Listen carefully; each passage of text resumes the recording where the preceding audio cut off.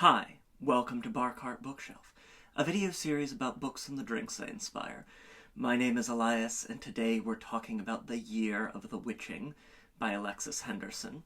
Now, a couple of years ago, we celebrated spooky season with Alexis Henderson's second book, House of Hunger, and since then, the author's debut novel, The Year of the Witching, has been sitting, waiting for me, and now, at last, the moment has come.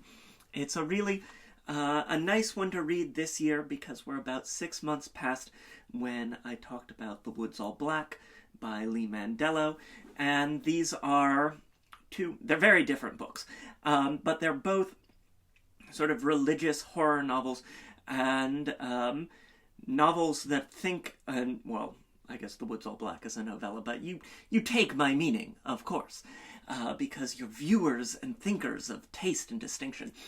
They're both books that are thinking about how to interact with religious extremist communities and the sort of limits of one's ability to change and what happens when we go sort of beyond those or bump up against those barriers.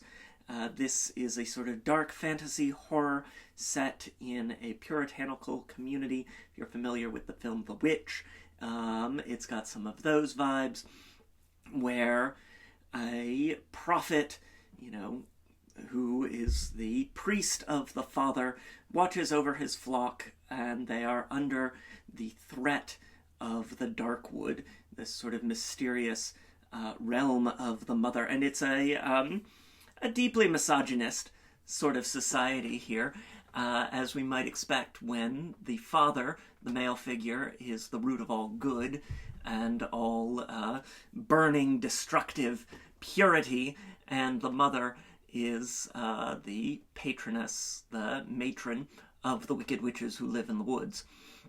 And so our main character, Emmanuel, is sort of grating against the strictures of this society and finds herself enmeshed in a series of plagues invoked by witches in the woods that tie into her mysterious mother, who died in childbirth, and her own connection to the community and to the prophet's son, Ezra.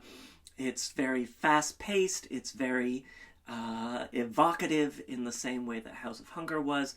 It's a really nice, quick, seasonal, even though it's set in like spring and summer, of course, it's always going to feel like spooky season with a book like this when we're shrouded in plagues of darkness and rains of blood and all that sort of goodness. And so, of course, we had to have a drink for it. Our drink today is a mocktail. It's called the Darkwood. It takes its name from the mysterious wood that surrounds the community of Bethel, and it's the realm of the witches. We're going to start with a sprig of fresh rosemary, get that down into our mixing glass. We're going to gently muddle that. Remember, we don't want to push too hard with our muddler. We just want to express those oils and not run the risk of getting our fresh herbs bitter. Just gentle, easy motion there. And always you want a smooth-topped muddler, not something with teeth that's going to be really aggressive, that's going to really tear and lead to some less desirable compounds being released, aromatic compounds being released from what you're muddling. Smooth, gentle, always. Treat an herb like a good friend that you're pressing and crushing. All right, we've got our freshly muddled rosemary in there, and then we are going to get our liquid ingredients. We're going to start with 1.25 ounces of apple cider vinegar. We're really going to be cranking the vinegar tang here, and you want to get one that, has the mother in it. A nice solid apple cider vinegar with that real punch of autumnal tang to it. Then we'll get 3/4 of an ounce of honey syrup. Lovely, sweet. Gonna add some texture as well because it's nice and thick. Beautiful. And that honey, it can dominate, but our wonderful apple cider vinegar and our rosemary are also really intense flavors too, so they're going to hold their own. They're going to stand up in this mocktail. Then finally, we're going to get an ounce of this pumpkin spice shrub that I made last year. The wonderful thing about shrubs is you can make a nice big batch and still have some to use a year later. We used it last for Last to Leave the Room by Caitlin Starling, which is actually available in paperback today as well. Lovely little bit of synchrony there. We're going to get an ounce of that into our mixing glass, that pumpkin spice shrub. And it's going to be really autumnal.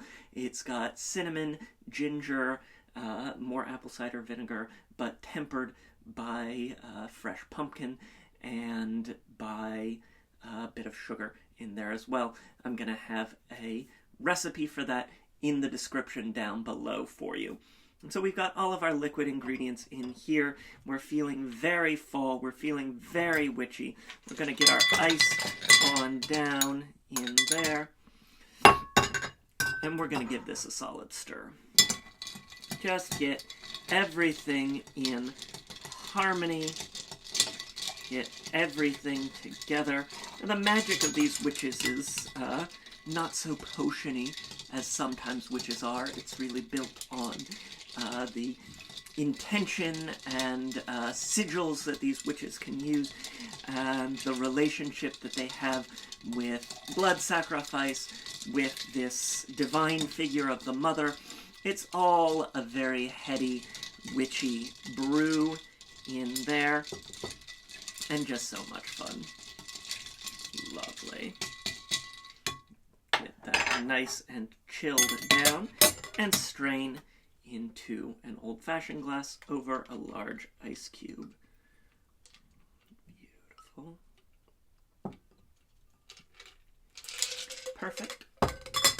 And then we'll garnish that with another fresh sprig of rosemary just on the side as the Darkwood. So there you have it. This is the Darkwood, inspired by The Year of the Witching by Alexis Henderson. The Year of the Witching is available now. I've got a link to snag it in the description down below, as well as links to various forms of social media, including Twitter, Instagram, and Blue Sky, where there is always a written version of today's recipe. Got a link to snag my book, Cocktails and Consoles, which has got some great holiday, Halloween, and sort of horror games in there as well. This collection of cocktails and mocktails inspired by video games. It's a really fun book. Year of the Witching, really fun book. I hope y'all check it out. Try the drink, let me know what you think, and until next time, cheers.